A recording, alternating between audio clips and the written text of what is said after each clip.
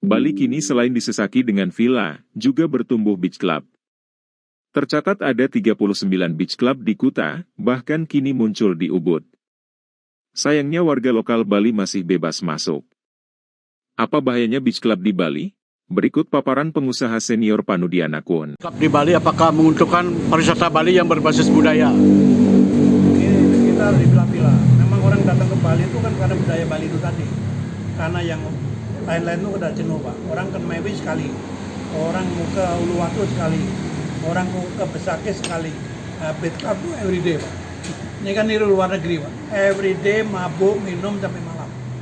Yang dulu kan Sawaya itu yang dipecat itu yang paling awal. Top. Sekarang termasuk di Ubud Pak.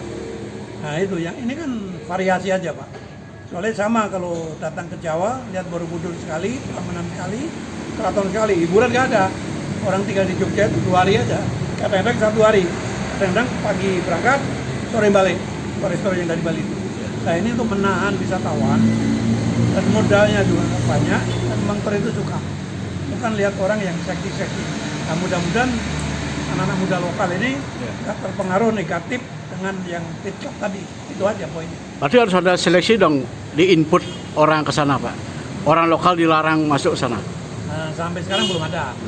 Kalau di Singapura, judi pun orang di Singapura harus bawa paspor dan harus bayar. Kalau orang luar negeri bebas. Ini contoh aja. Jadi mestinya di screening Pak. Nah, mestinya begitu. Sampai sekarang belum. Wisata hiburan malam perlu di Bali, namun warga lokal mesti dilarang masuk, agar tak merusak tatanan budaya lokal. Sueca Bali TV melaporkan.